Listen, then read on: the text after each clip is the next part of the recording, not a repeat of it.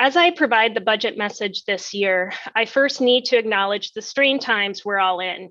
The proposed budget for fiscal year 2022-23 arrives as our community is emerging from over 2 years of challenges, the likes we have not seen in generations. This includes the pandemic, recession, and housing crisis. Our organization has also been under strain as we've worked tirelessly together with our partners to protect health, well-being, and a sense of civic life in our community. As an organization, we have an opportunity now to learn everything we can from our experiences and rethink our approach going forward. Part of that learning is the act of listening. This year, with the board's leadership, we have hosted 2 virtual town hall meetings focused on how we approach and prioritize the budget. In December, there were 227 participants, March, 85 participants. Thank you, board, for your leadership in guiding us through these town hall meetings. We are also supporting more opportunities for community input as part of the agenda for each budget committee meeting this year. Mr. Rhodes previously mentioned that. Another aspect of our board's leadership put in motion was the adoption of the equity resolution in February 2020.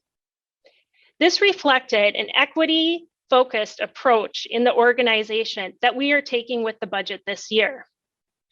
This is the inaugural year of the use of a budget equity tool, a process we have refined with partnership from the Government Alliance on Race and Equity. Our Chief Equity and Inclusion Officer, Latricia Tillman, will have more to say about the budget equity tool in a few moments. Ms. Tillman's team in the Office of Equity, Inclusion, and Community Engagement has done tremendous work with each department and office in our organization to launch the equity tool this year. With that said, the context for preparing the proposed budget this year has been enormously challenging for a number of reasons, due to both issues unique to our current situation and long building structural problems. As a result of these overlapping layers of challenges this year, the requested budgets put forth by our departments and offices outpaced our revenues by approximately $30 million for this upcoming fiscal year. As a reminder of the process, the requested budgets come to the County Administrative Office from departments and offices for review and analysis. Acting in my role as your budget officer, I have worked with my team in the County Administration Office, Finance, and Human Resources, along with all of our departments to provide this committee a balanced budget proposal. The specifics about how the 30 million shortfall was addressed can be found in the budget message, and staff will speak to these measures as part of the presentations you will hear soon. Next slide, please. Allow me to walk through the proposed budget, looking at both the revenue and expenditure slides of the ledger. I'll speak to both the short-term and structural issues as we go. First, let's look at the revenue side. The single largest discretionary revenue source for the organization comes from property taxes. Like all local governments in Oregon, Washington County operates within a structure that constrains property taxes. In the 1990s, voters approved amendments to the Oregon Constitution that cut, capped, and rolled back property taxes statewide. These reforms created permanent tax rates for each taxing district. Just like it sounds, these rates are permanent. They cannot change. The assessed values that these property tax rates are applied to may only grow by 3% each year. That's 3% each year unless a property is newly developed or improved. Taxation above these permanent rates is called a local option levy and can only last for 5 years at the time if voters approve of them. As the years have gone by, Washington County and other local governments serving growing communities are now relying on local option levies more than ever to support ongoing operations. In our region, Washington County is uniquely disadvantaged within this structure, as I will show on the next slide. Next slide, please. This chart has been updated since last year with our latest population numbers. In the yellow, you can see the permanent property tax rates established in 1997 for our 3-county region. The blue dots show the percentage of population growth that has occurred since these permanent rates were established. Despite having the second largest and the fastest growing population in the region, Washington County continues to struggle to meet community need with the property tax revenue derived from the lowest permanent property tax rate. I'll talk in a moment about how this structural challenge is made even more restrictive on the expenditure side. Next slide. Another challenge we are facing on the revenue side, and I'm sorry, I'm interchanging side and slide because they're coming so close together in sentences, relates to the here and now of our pandemic response and recovery. Washington County is fortunate to have received $104.66 million in federal CARES Act funds in 2022. And we are now in the process of receiving our full $116.6 million from the American Rescue Plan Act. These one-time revenues have been critical to our COVID-19 response activities. But there is danger with attempting to meet ongoing community needs with these one-time dollars. Over-reliance on one-time revenue has the effect of masking structural problems in the county's financial approach. Next slide, please. Now let's talk about expenditures. As I mentioned during the Budget Committee's orientation last month, I've directed the organization to follow these basic principles when approaching the budget this year. Implement the budget equity tool. In this first year of implementing the tool, the proposed budget establishes baseline data and allows us to identify data gaps to focus on addressing over time. Latricia will say more about our approach in a moment. Funding essential community service levels. Washington County services are essential to the functioning of our community. This list is lengthy and includes public health, behavioral health, public safety, access to judicial services, participation in elections, collection and distribution of property tax revenue to schools, cities, special districts, and so forth. As we sought to balance the proposed budget, our goal has been to preserve the existing personnel needed to cover these core services. We are also limiting expansion of new service capacity. Continued general fund transfers.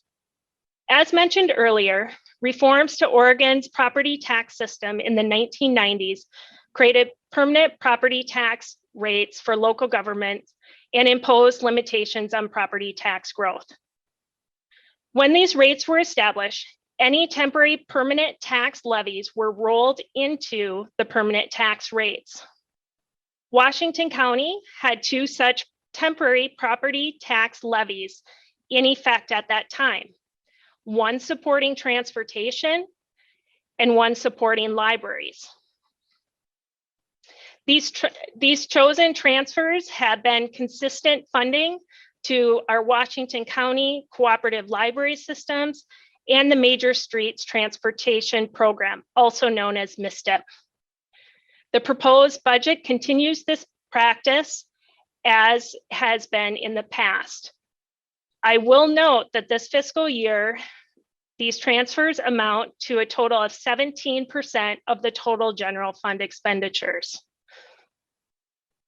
Navigating increasing inflation, supply chain problems, wage increases, higher oil prices are all contributing to an inflationary environment for next year's county budget and possibly beyond.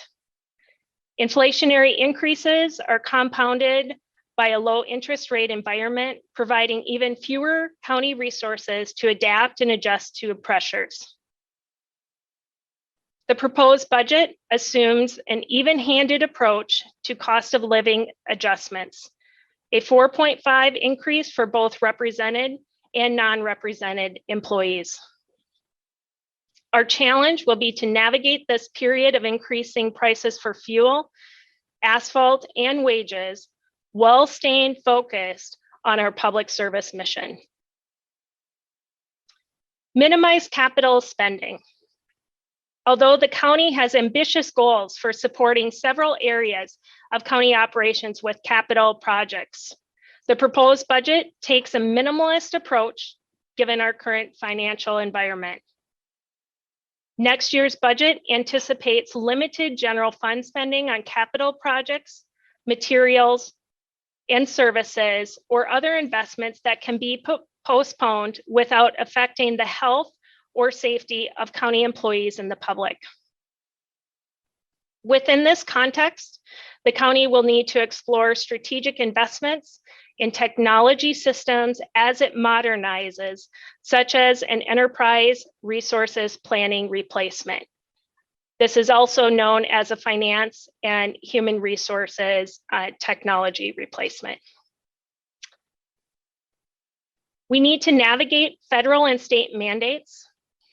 Our federal and state partners can pass laws or adopt rules, making local governments expand our services or meet certain requirements. But there may or may not be funding granted to us to carry out these mandates. These mandated programs, as needed as they might be by our community, are contributing to the structural challenges embedded in Washington County's current financial model for supporting community-focused services. We will outline our approach to several of these unfunded mandates as the proposed budget is presented. Funding board priorities.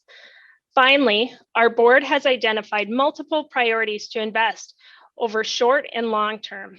I've already mentioned some of these priorities, such as helping our community to recover from the pandemic and continuing with the county's equity work.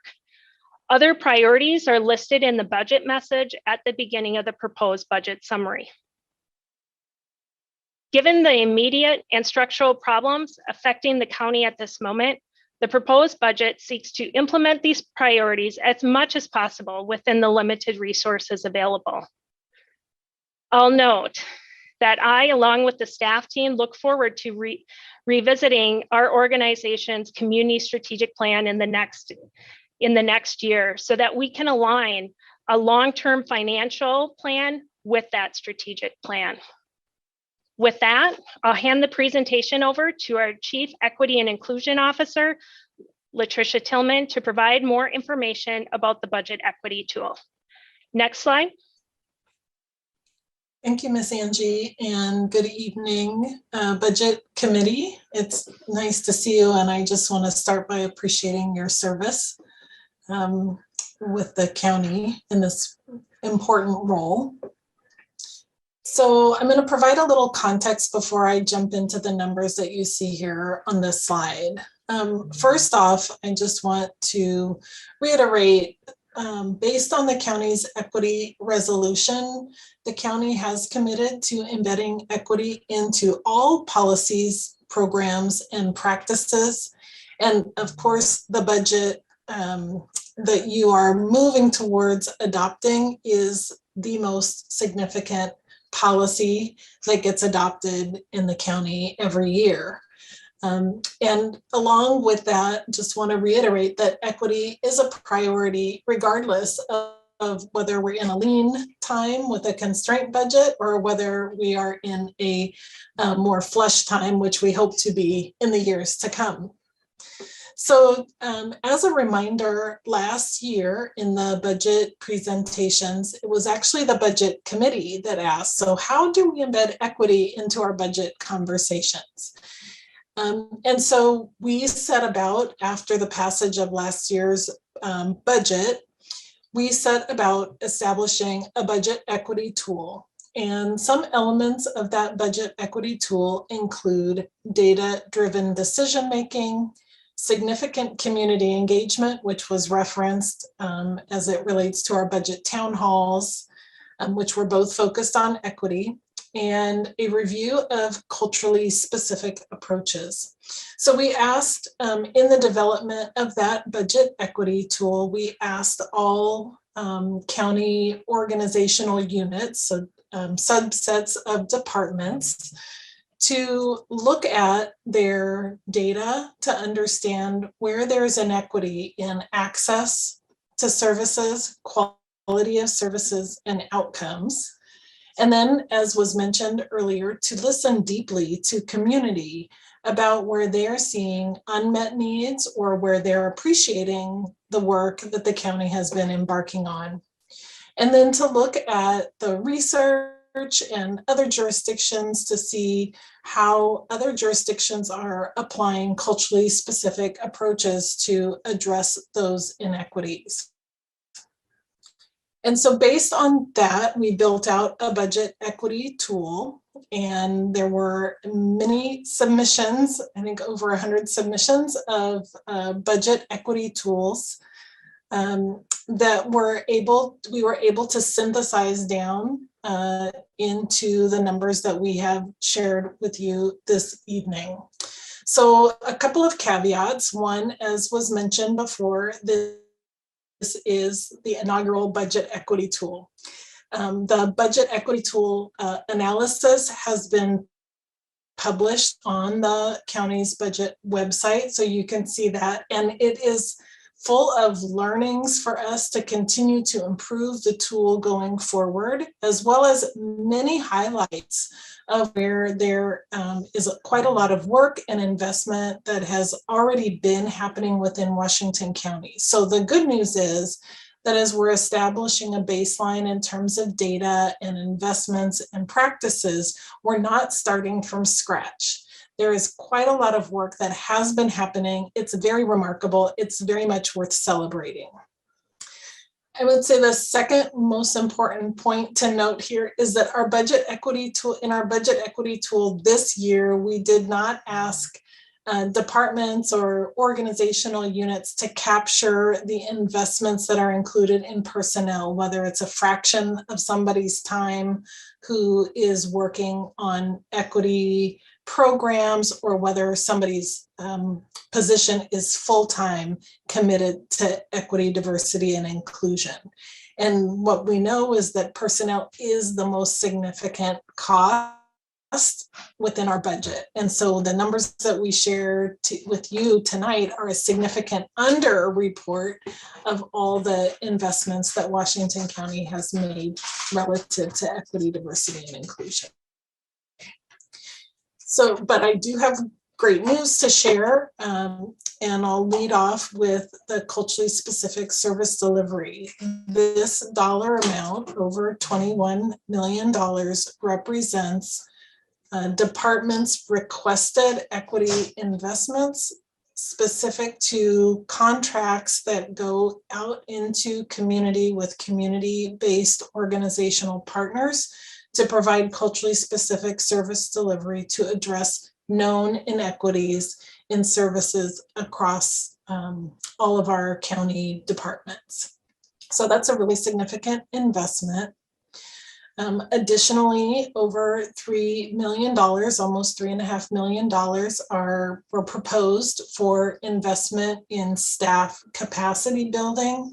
So this includes staff training, better data systems, et cetera, focused on equity, diversity, and inclusion. And then the third number that I want to share is that slightly over $1 million is allocated or was requested by departments for interpretation, which is the transmitting language from one language to another in a spoken way, translation, which is the translation of written documents from one language to another language, and then accommodations for people who are living with disabilities. And so slightly over $1 million was requested for that.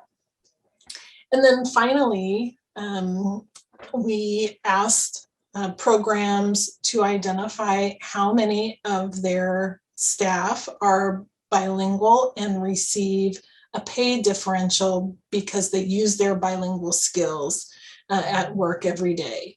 And so what we learned was that 180 and a half full-time equivalent staff are who are either currently working in Washington County or were requested as new positions receive that bilingual pay differential.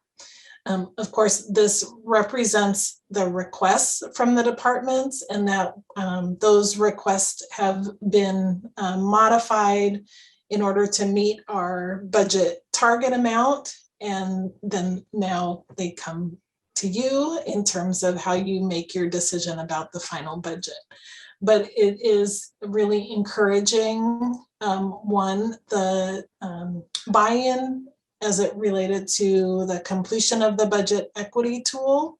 Lots of questions, lots of enthusiasm, and I'm really encouraged about the results in terms of the budget equity tool, but even more encouraged that a significant investment is being made in culturally specific service delivery and deepening our commitment to equity in Washington County.